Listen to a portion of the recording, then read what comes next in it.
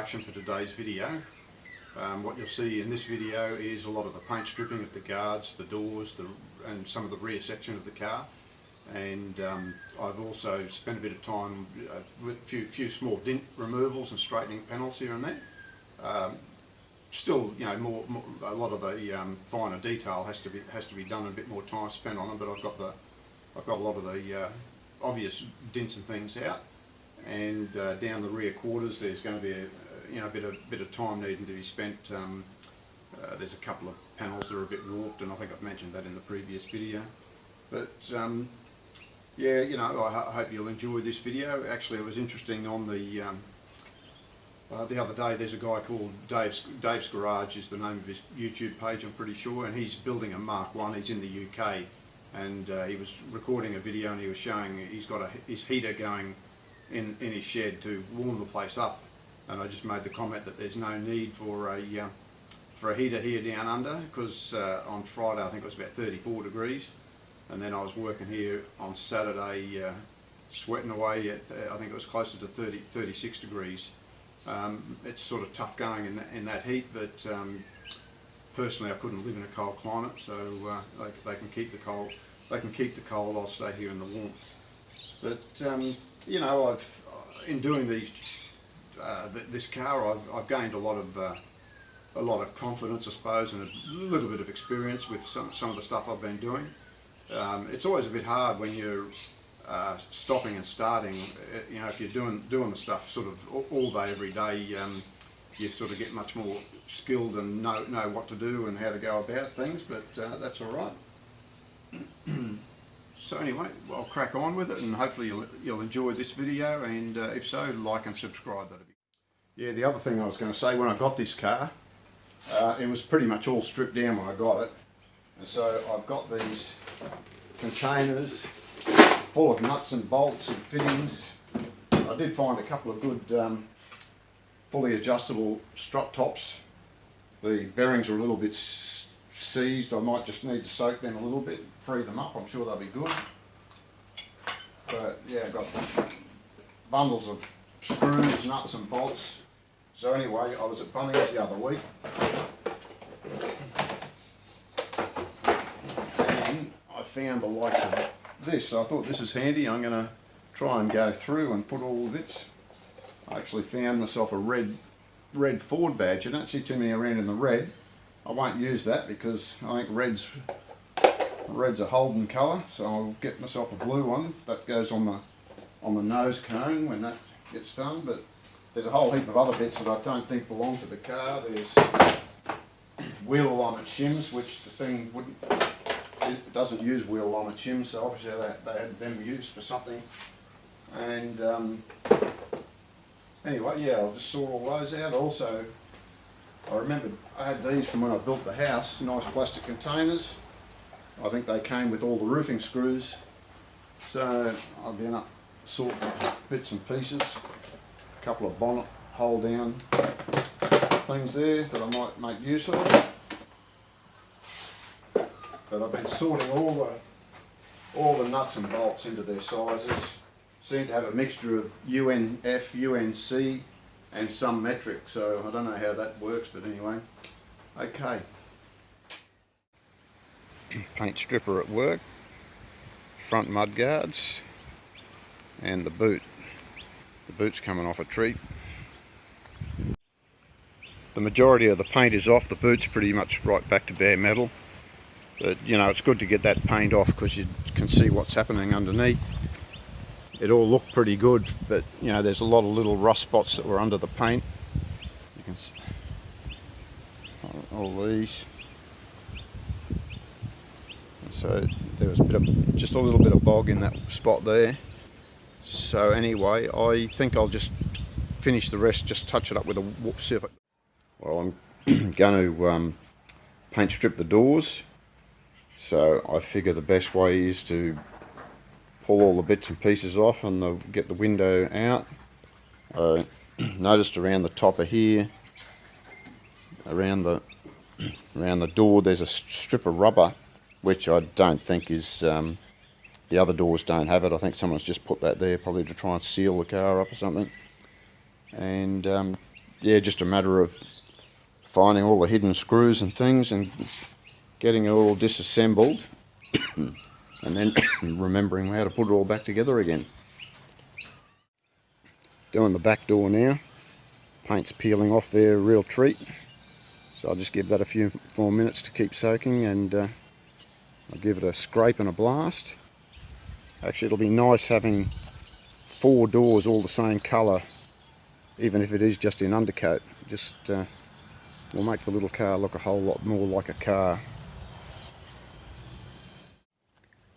This front side, outside, seems to have a lot of layers of paint, but it looks like it's all lifting. Yeah, that's lifting pretty good. So we'll just give that a little bit longer to soak in, and then we'll give it a blast. Well, mostly the paint has just pretty much fallen off this, but there's just a few spots where it's really staying stuck. I've given it a good pressure blast, but I think I'll just have to hit those few spots with the wire wheel and that'll come up nice. Today going to continue with the paint stripping of the doors.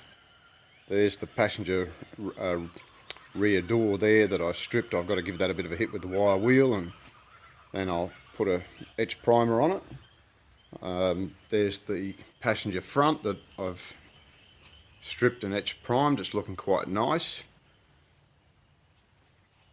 I did the guards the other week, and so we've still got, if I get around here, you can see we've got the different colour doors. So I'm going to remove those doors and make a start on doing those. So it's actually going to be quite nice having pretty much the whole car will then actually be in the same colour. It looked pretty terrible with all different coloured doors on it, and someone had painted the whole car when I first got it with what appeared to look very much like blackboard paint actually. And so yeah, it's actually just starting to look very much more like a car.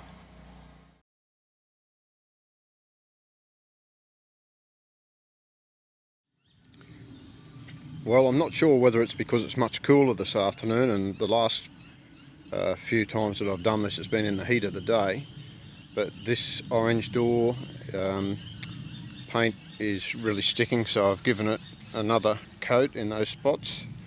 Looks like it's got a heap of maybe body filler and spray putty or something there in that section.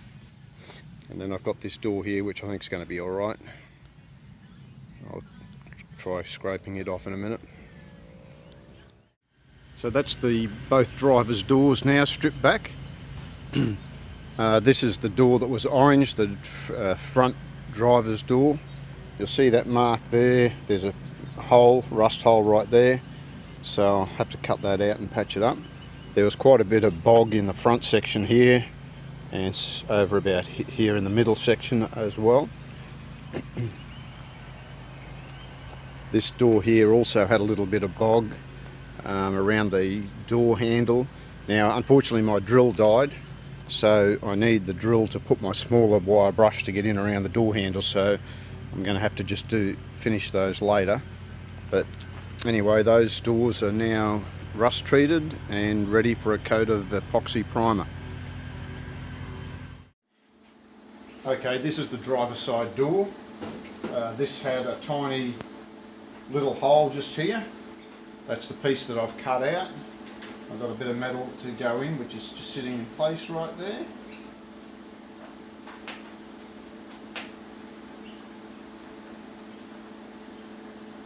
Okay, now the other thing, this has got a little bit of a crease that runs through there, and there's a bit of a dent there, and there's a crease here. I've got the slide hammer over there. Now what I've done, that's the bottom of the slide hammer with that hook on it. I've got a bit of steel that I've shaped up with a hook on it. My plan is I'm going to tack weld that on there, give it a hit, tack, see how it goes.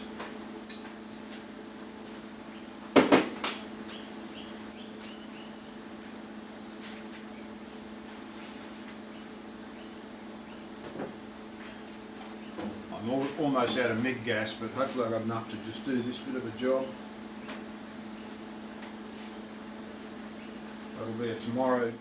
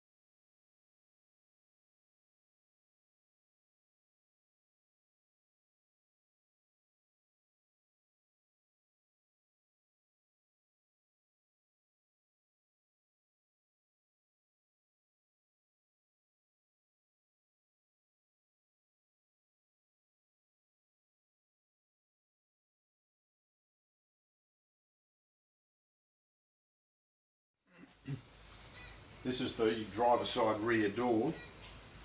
When I stripped all the paint off it, there was a lot of body filler around this door handle, and so when you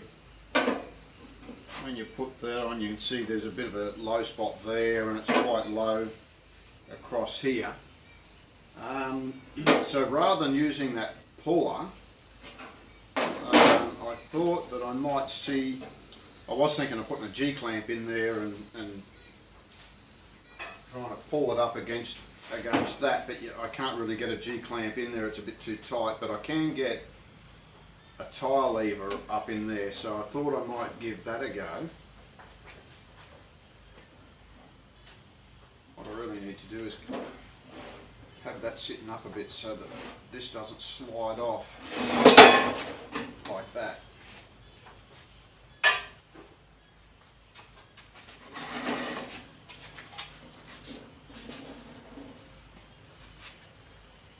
That might be better.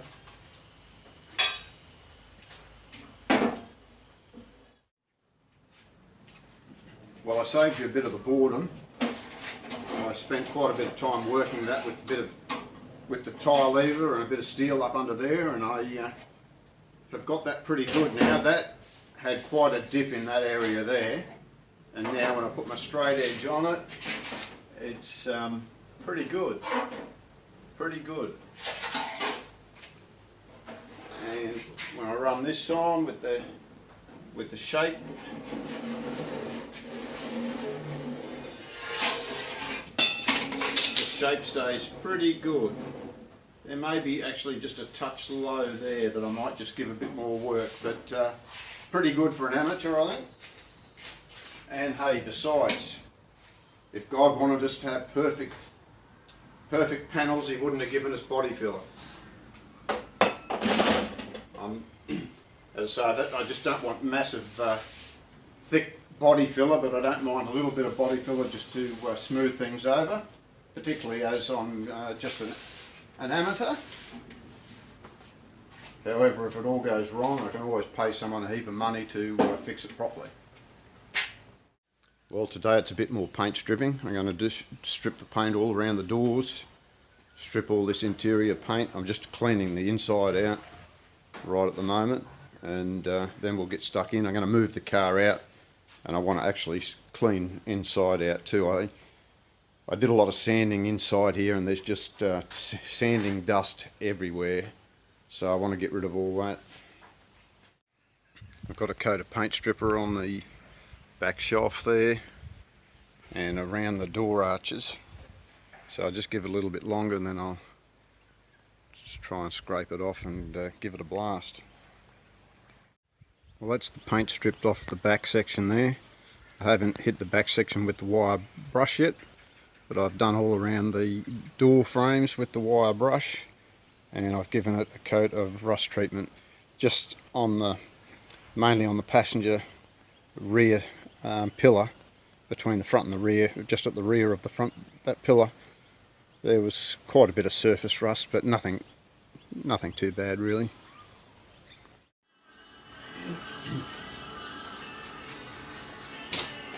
Hopefully you can see there's actually a small dent right there, so I'm going to have a go at pulling that out with the puller, the slide hammer.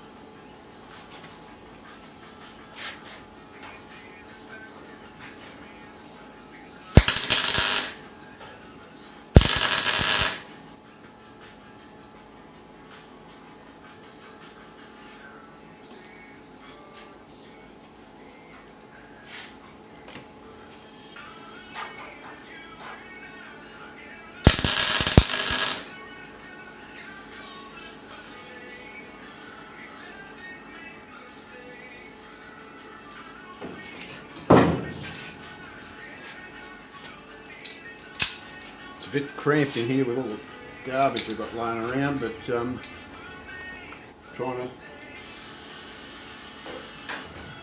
keep this so you can actually see what I'm doing. Oh, that's coming out.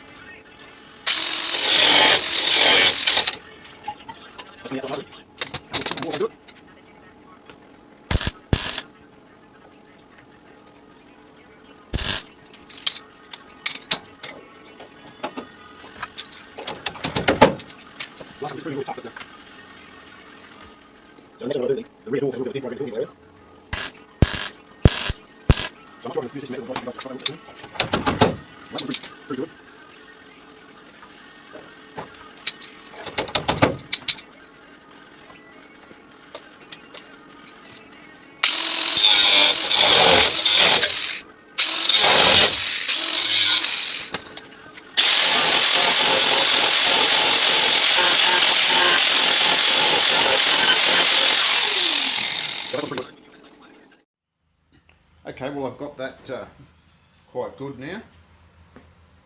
Later on at some stage, the next challenge that I'm going to have, there's a bit of a dent, a bulge right there, due to this plate being welded in over the fuel tank filler, and also there's a patch that's been welded in by the previous owner down here. I don't think this side's so bad actually, but the other side it's been welded in and it's really buckled the whole guard, so that's going to be a challenge for me, trying to learn how to panel beat as I go. There's also a little bit of a dent here that I'm going to have to look at. Yeah, well I'm making up the plate that goes on the back shelf to fill in the big hole that was cut out for, well, probably for a big speaker or something. So what I do, I drill out a hole so that I can first punch a smaller hole, a 20mm hole, and then the 20mm hole allows me to put that in to put the about a 90mm hole. So anyway, I'll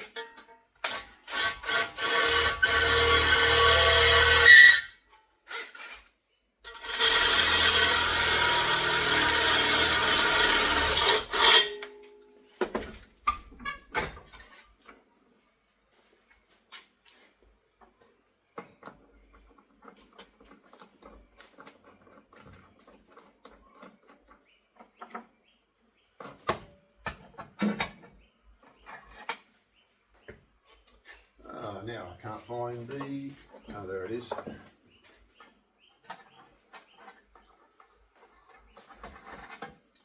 Okay, so we'll just pop that between the hole with it.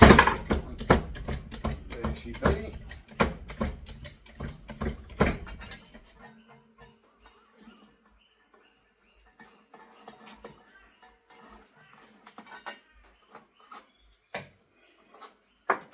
Okay, so now we change that mounting nut bolt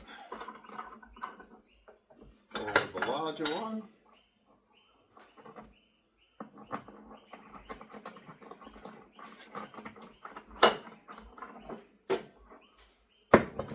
Put that on like so. Put that on like so.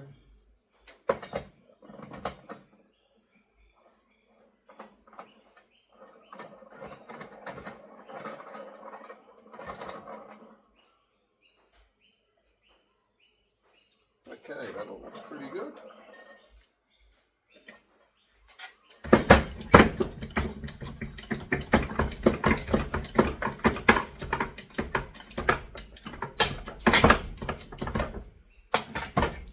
Okay, so there we have the hole for the small speaker that I'm going to put in. And so now I'm just going to run this in the bead roller, and just roll a bit of a lip on that.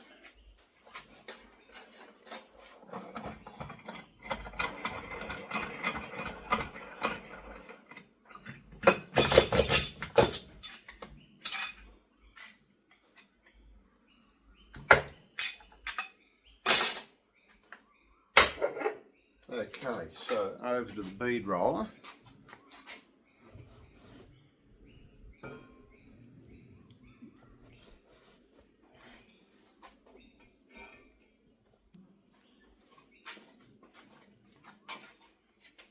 Okay. Now I'll just put a bit of a line around there to follow. The speaker just sits down on the taper and it fits just absolutely perfectly.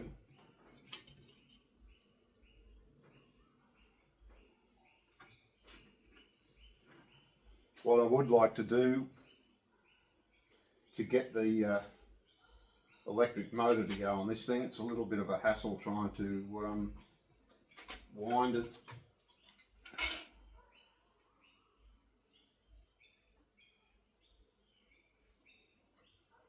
So we just roll that around.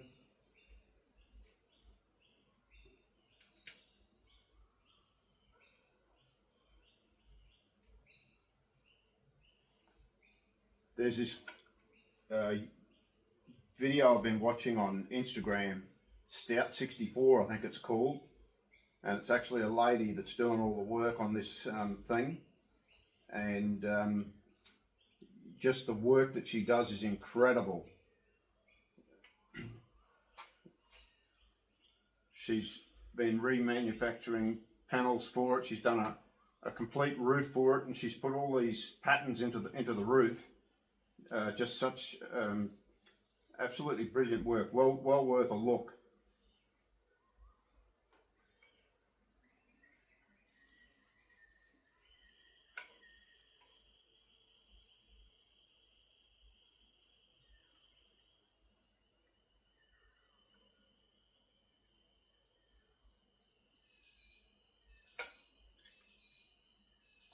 Okay, so that's getting a nice little taper on it. I might just wind the handle down and just make it a little bit more of a on there, and just keep going.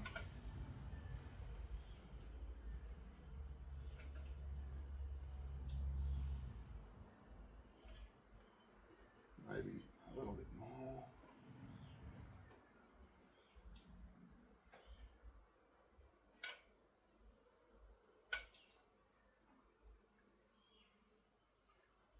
Might be worth doing one of these coach building courses one of these days to sharpen up the skills. Thing is, you can watch others doing it on YouTube and it looks so easy, and then when you come to do it yourself you realise it's not quite as easy. Although just a matter of knowing what to do. I have found the metal is quite easy to work with, but you've got to know what you're doing.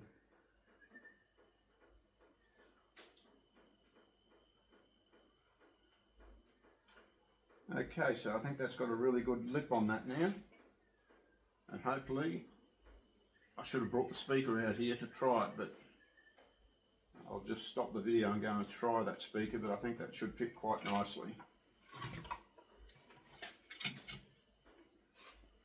And so there it is. Got a nice little taper around there. And so I'll just go and try that speaker in that and see how we go. Well, what I'm doing at the moment, as you can see, we've got these couple of holes that have been cut in the back here. Obviously they've put some big speakers in. One of the problems with the Ford Escort, they didn't really come with much provision for putting speakers in the back. I think when I remember back to the days when I had mine, I had a couple of speaker boxes sitting up on top. Even though I was a butcher, I just don't think I could bring myself to cutting holes in the back shelf of a brand new car. But these holes were in here, so what I've done, I've actually made myself up a nice piece to put in there, and I've just got a couple of nice little Pioneer speakers, which will be sufficient for me. I'm not really going to be having the music blaring these days like I did when I was young and silly. So I cut the hole out and I put a nice lip around there, and so now this speaker just sits in there and fits like a glove, and so that will go. We're going to weld that back into there. So that's what I'm going to do right now.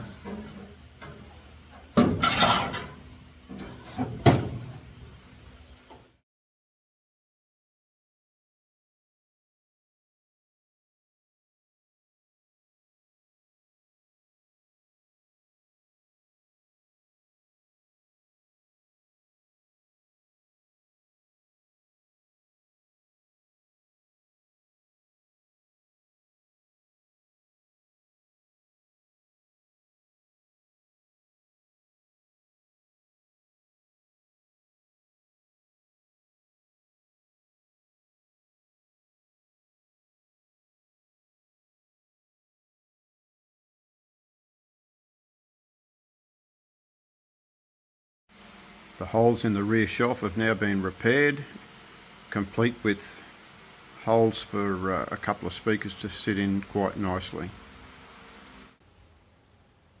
Well, that pretty much brings us to the end of today's video. I'm taking this closing shot from here because this is probably where I'll be when you see me in the next video. I've got a couple of things to unbox that I'll be sitting in this position to just run through those in the next video. Here I've got the RS2000 steering wheel that I picked up quite a while ago. Still debating whether I'm going to send this away. I'm pretty sure there's a mob down south somewhere that can completely strip them and put a new foam or whatever it is on there. Other than that, I just don't know whether it'd be sufficient if I could get someone to wrap that with a nice piece of leather, but that's another job for another day. But anyway, yeah, it was today or maybe yesterday that some details came out about the new Mark I Ford Escort that's being made, being licensed by Ford. Borum Motorworks, I think it is, are looking at making them, and they're limiting to 150, building 150 cars, and the prices looks like it's going to start at about £295,000. So when you convert that to dollars, so you're looking at about $600,000, then you're going to have freight on top of that if you wanted to get one here, and then you'll probably be hit with luxury car tax on that. So I don't think it's going to hurt me to spend a lot of money doing up continue doing up my own little Ford Escort here. I've been looking at some of the bits and pieces online that I've got to order. Hopefully in the next few months I'll start ordering, you know, a lot of the drive train and the engine and suspension and all those sort of components, brakes. And you know, there's some big dollars there to do it with the right stuff, but I want to do it right, and I want to do it. I want the car so it's not going to be breaking down all the time. I know I see some of these guys on YouTube that have got their Escorts that they're doing up, and you know, they try and do things cheaply, and obviously, you know, in a lot of these cases they're restricted with their budget. But you know, I want to do it right and do it so that I want this to be reliable. I want this to be my driver, and I want it to be a fun little car that's reliable. And so yeah, I mean, the other thing, you know, when you look, and for those that I don't know, you know, who's looking at my videos, whether there's people that are familiar with the Escort scene, there's MST Motorsport Tools that are building the Mark 1 and Mark 2 Escorts, and they are around £100,000, which still, by the time you get them here, that's $200,000 and freight, and you'll again be hit with luxury car tax. So unfortunately, it just makes it not really a viable proposition unless you've got more money than you know what to do with, more money than sense. But anyway, yeah, the other thing in my next video, I'm stripping the boot, the paint stripping in the boot area, and I'm going to strip the nose cone. So I won't go too much into what's happening there, and I'll pick that up in my next video. So look forward to seeing you then, and as I've said before, like and subscribe, and if you like what I'm doing here.